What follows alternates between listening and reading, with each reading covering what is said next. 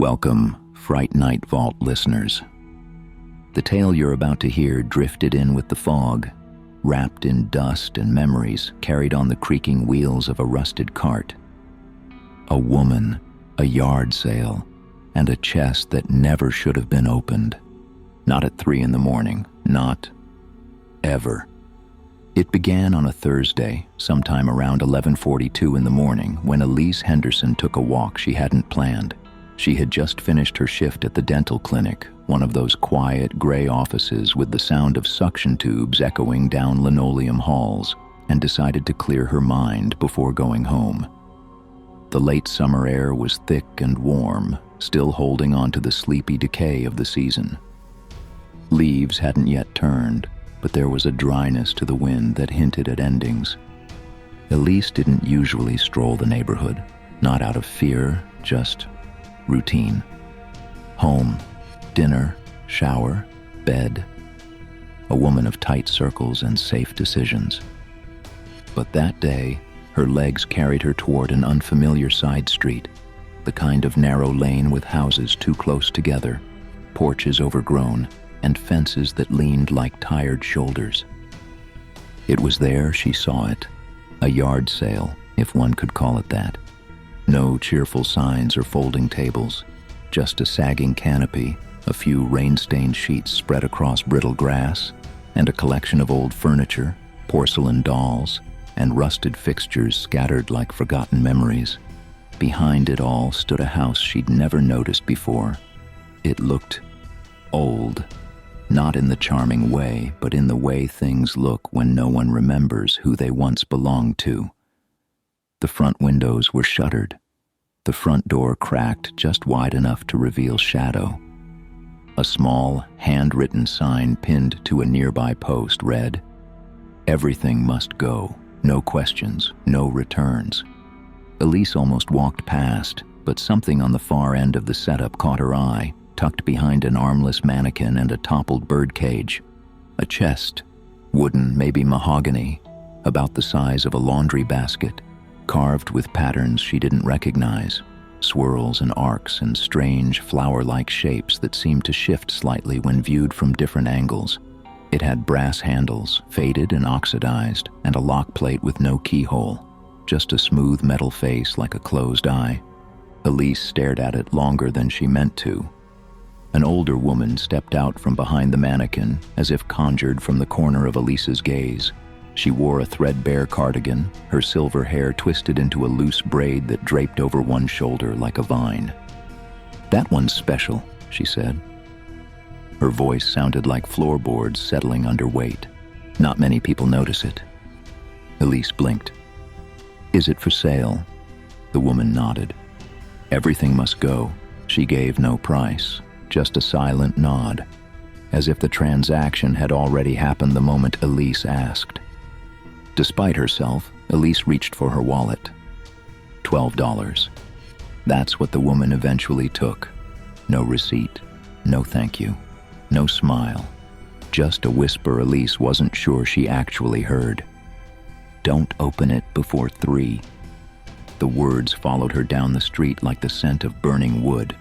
She told herself she misheard, told herself the woman meant not to open it at 3. A warning against the late hour, or nonsense meant to unsettle.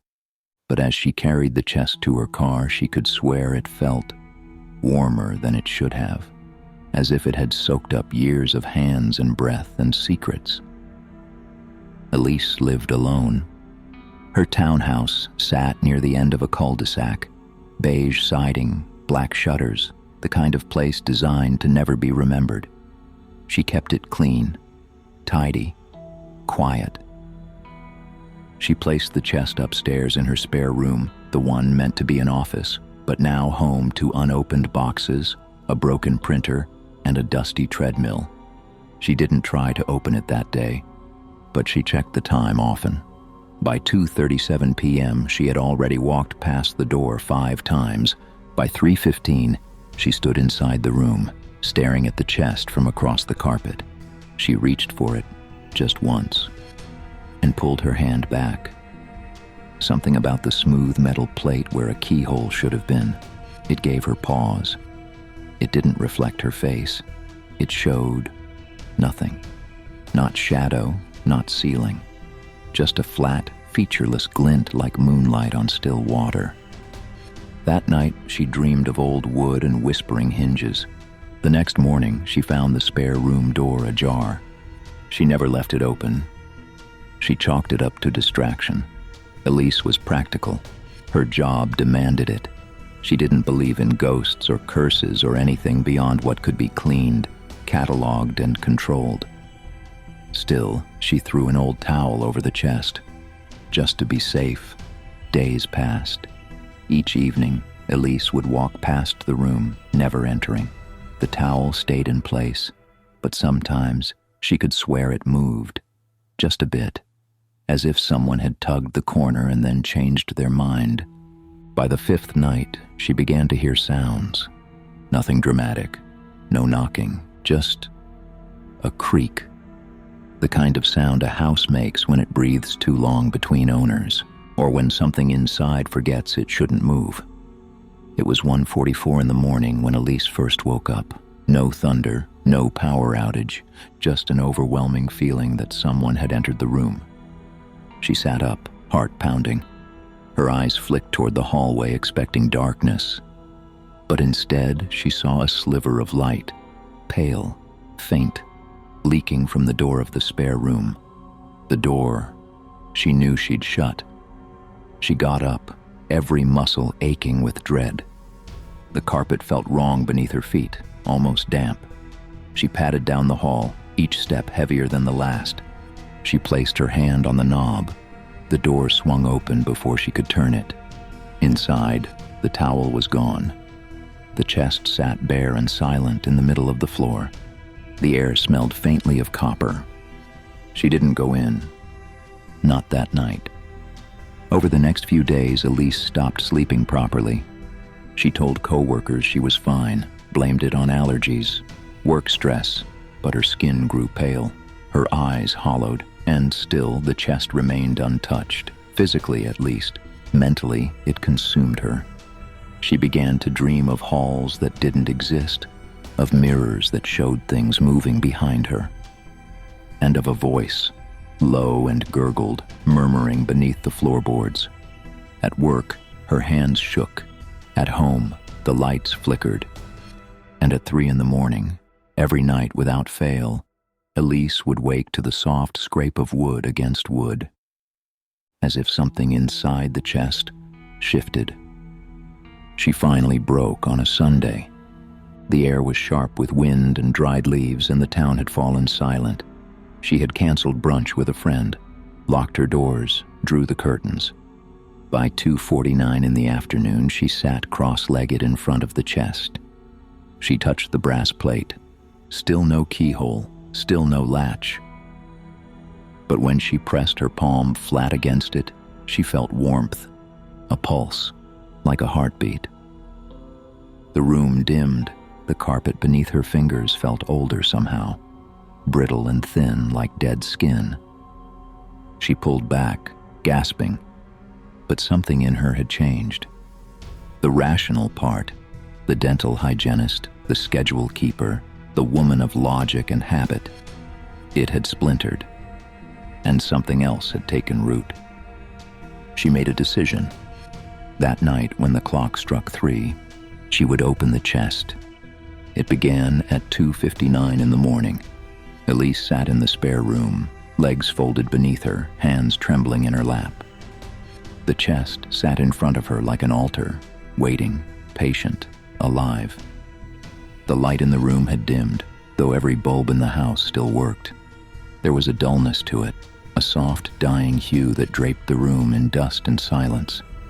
She had lit a candle. She didn't remember lighting it.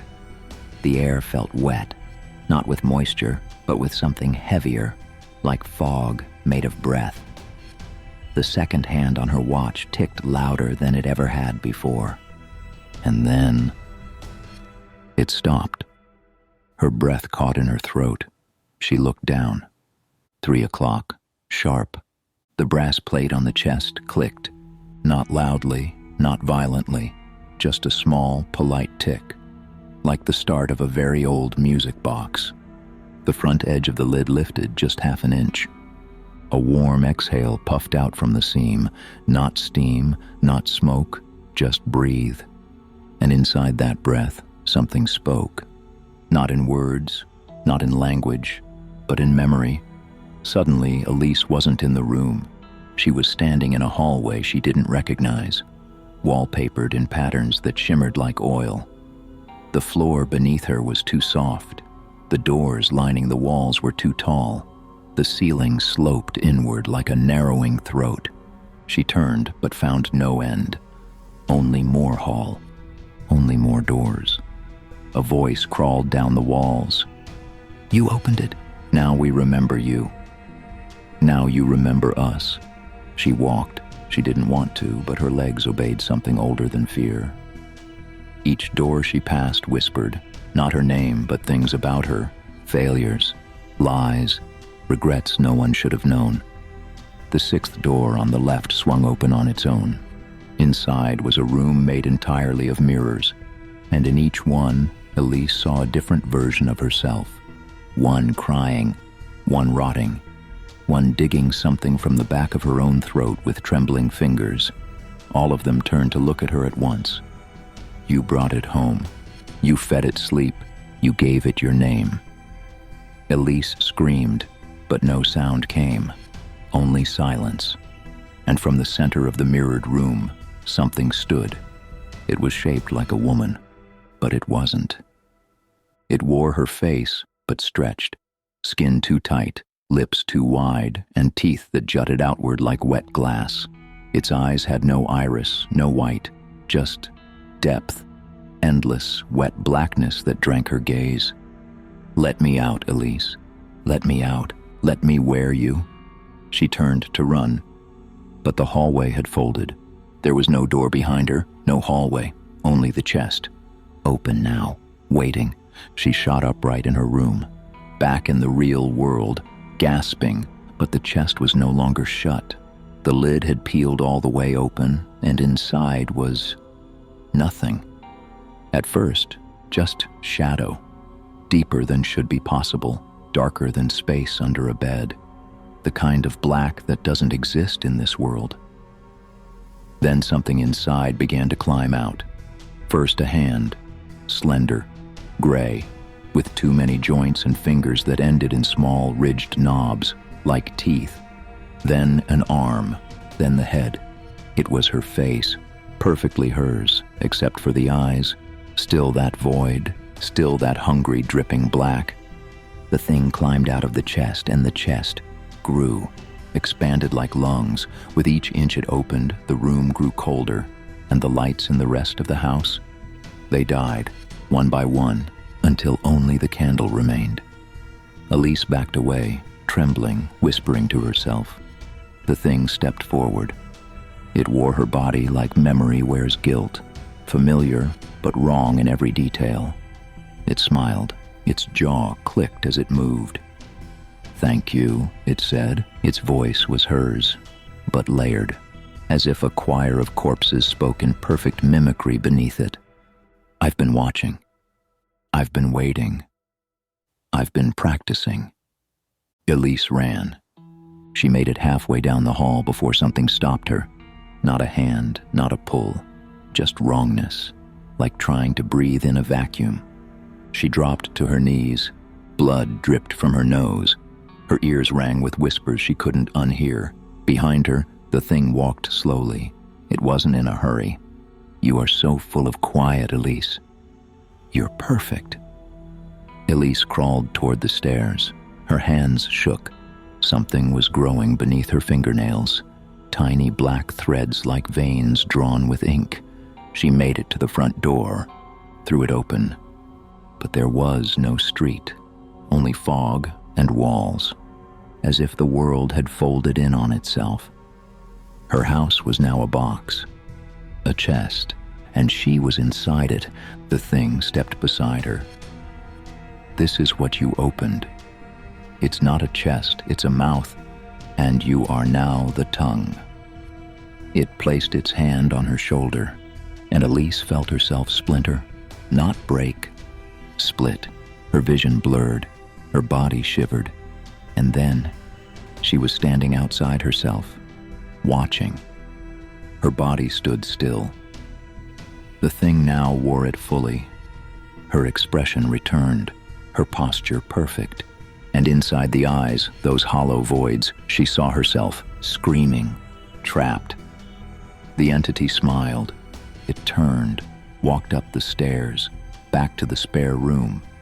The chest had closed again, but this time the brass plate bore an eye, real, wet, blazing with recognition. It blinked once, and then the door to the spare room slammed shut. The lights came back, the fog lifted. The street outside returned. The next morning, Elise's co-workers said she looked great. Refreshed, brighter, she laughed. A new laugh, smooth, calm, confident. She invited a friend over for dinner. They ate chicken and drank wine. Later that night, Elise offered to show her the new antique she picked up from a sale. Said it had history. Said it opened only at 3. Elise stood at the bathroom sink, brushing her teeth in slow, rhythmic circles. Her reflection mimicked her perfectly, until it didn't. For a moment, the eyes lagged behind, then caught up, then smiled wider than her mouth should allow. She rinsed, spit, and whispered something into the drain, a language older than breath. The chest had taught her. Down the hall, the spare room door stayed open now, always, and inside the chest waited with patient hunger. It didn't need to call her anymore. She came willingly. She'd begun to feed it. The first offering was a photo. Elise burned it beside the chest, a picture of her as a child, held in her mother's arms. As the flame touched the image, she felt a shiver run through the floorboards.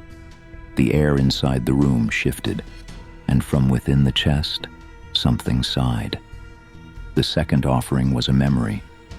She whispered it aloud, her first kiss behind a theater curtain. As the words left her mouth, they were gone, not forgotten, erased.